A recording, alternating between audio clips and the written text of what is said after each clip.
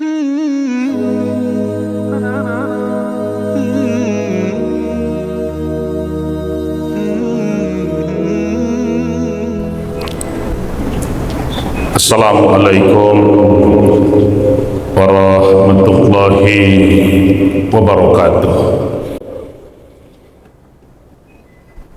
Alhamdulillahi rabbil alamin. Wassalatu wassalamu ala asrofil anbiya'i wal mursalin wa ala alihi wa sahbihi ajma'in. Mabagdu, Bapak dan Ibu kaum muslimin jemaah salat zuhur yang dirahmati Allah. Kita sudah berada di penghujung bulan Sya'ban. Di hadapan kita sudah menunggu bulan yang penuh berkah, rahmah dan maghfirah. Rajanya seluruh bulan, penghulunya seluruh bulan yang 12, Sayyiduz Zuhur. Tidak semua orang diberikan kesempatan untuk bertemu Ramadan pada tahun ini. Kita sebenarnya adalah orang-orang yang terpilih, orang-orang pilihan. Karena sebagian dari orang yang kita sayangi, orang yang kita cintai, keluarga terdekat, sahabat, bahkan jemaah kita yang tahun lalu masih bisa bersama dengan kita beribadah, tahun ini kesempatan mereka sudah hilang. Tahun ini kesempatan mereka sudah berakhir. Oleh karena itu, kalau kita jadi orang yang terpilih, orang-orang pilihan, jadikanlah Ramadan tahun ini yang terbaik dari seluruh Ramadan yang pernah kita lewati dalam hidup kita selama ini. Man pariha bidkhuli Ramadan harramallahu jasadahu 'alan niran. Orang yang senang hatinya, yang gembira perasaannya, yang sukacita dia menyambut datangnya bulan suci Ramadan, harramallahu jasadahu 'alan niran. Allah akan haramkan jasadnya dari jilatan api neraka. Cuman selama ini kita selalu mengartikan tafsir yang berbeda di masyarakat kita dengan gembira menyambut Ramadan itu. Sebagian besar menganggap bahwa gembira itu dihebohkan dengan acara balimau. Padahal tidak ada perintah untuk menyuruh mandi, tidak ada perintah untuk mencari sungai, mencari lubuk, mencari banda. Yang ada adalah perintah untuk membersihkan hati. Yang dilimaukan itu bukan rambutnya, bukan tubuhnya, bukan badannya, tapi hatinya. Buat apa rambutnya harum, badannya wangi, samponya habis 3, sabunnya 5, hatinya busuk, apa gunanya?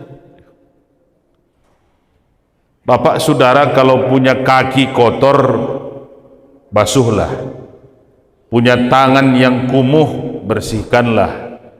Punya muka yang kena debu, celemongan, usaplah. Kalau punya hati yang kotor, yang kumuh, bagaimana caranya? Ya, kalau kaki bisa dibersihkan dengan air, tangan bisa dicuci dengan bersih, muka bisa dilap, hati, air kan tidak sampai ke sana. Maka membasuh hati itu solusinya adalah pakpu wasfah, maafkan dan berlapang dadalah. Kita cari orang yang tidak pernah salah, tidak mungkin. Kita cari orang yang tidak pernah berbuat hilaf mustahil. Kita cari orang yang tidak pernah melakukan dosa, rasanya itu hal yang tidak akan pernah ketemu. Manusia itu bukan malaikat. Manusia tempatnya salah dan hilaf. Oleh karena itu, kalau kita ingin membersihkan hati kita, karena paling sering menyambut Ramadan itu balihonya kan banyak kita baca, spanduknya banyak kita lihat, sucikan hati, bersihkan diri, sambutlah bulan yang suci. Mensucikan hati itulah yang berat. Kalau sekedar mandi, belum ada jaminan hati akan bersih. Kalau kita jadi orang pilihan, kita menjadi orang-orang yang terpilih, buatlah yang terbaik di Ramadan pada tahun ini. Jangan hanya bangun untuk makan, jangan hanya bangun untuk urusan lambung, jangan hanya bangun untuk menyiapkan dan menghidangkan makanan. Bangunlah untuk beribadah. Perintah yang paling penting sebenarnya bukan perintah makan sahurnya, karena Rasul menyebut akhirkan sahurmu. Akhirkan, bukan dahulukan. Kalau akhirkan, yang terakhir, yang paling belakang lah, yang kemudian lah, nah, baru itu. Berarti ada yang prioritas satu.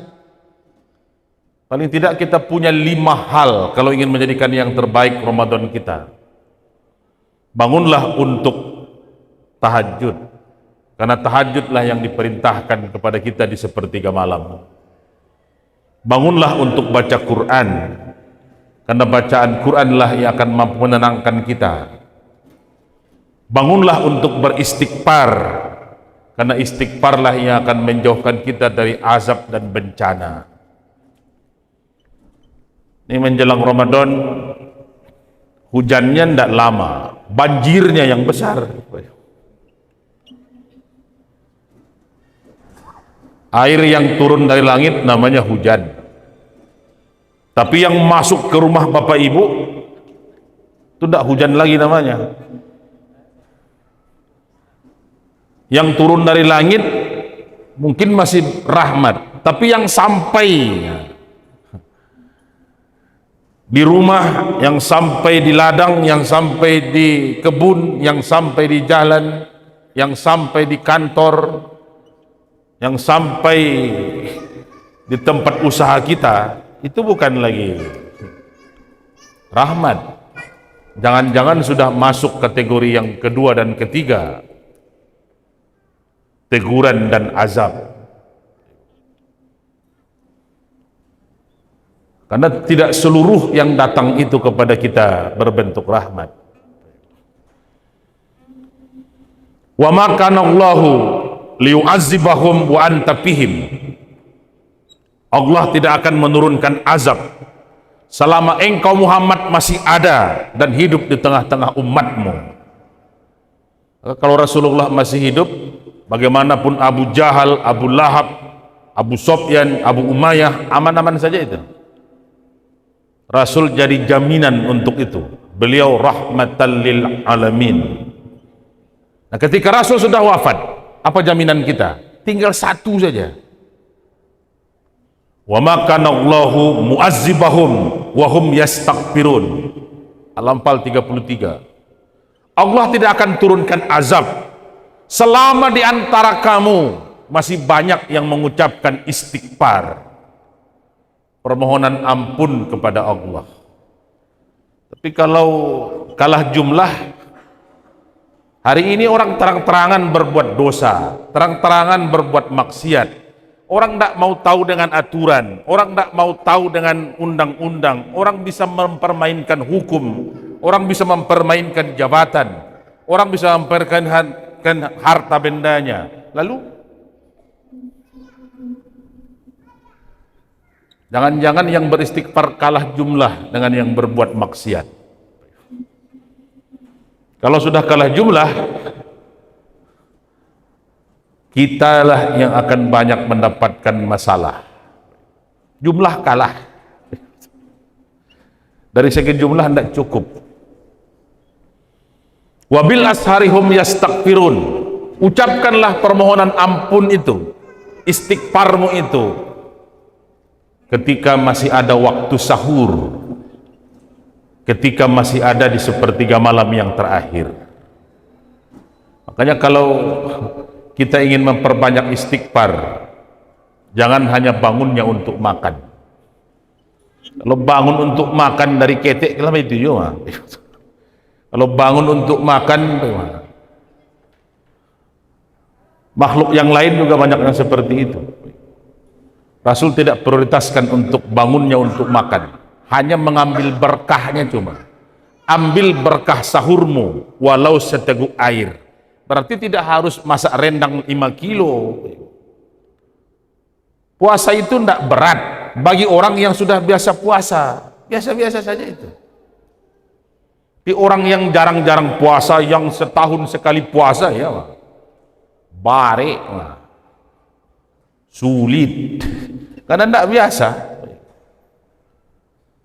Ke masjid biasa-biasa saja bagi orang yang sudah biasa ke masjid. Yang tidak biasa, jauh mah, paneh mah, latih mah, ponek mah, alasan kan banyak itu. Maka kalau kita bisa membiasakan istighfar, walaupun masih ada maksiat, ada mungkarat, kalau jumlah yang beristighfar masih banyak, kita masih jauh dari bencana-bencana besar. Baru air yang datang, lanyah sadualahi, lanyah. Kan bukan hanya satu kota, kan bukan hanya satu tempat. Berapa tempat yang dilewati oleh banjir di awal Ramadan ini? Akaba limau-limau aja baru, kamandi-mandi di sungai aja baru, amandilah. Mudah-mudahan jadi muhasabah untuk kita bisa memperbaiki diri menjadi yang terbaik di Ramadan tahun ini. Panjang maaf, assalamualaikum warahmatullahi wabarakatuh.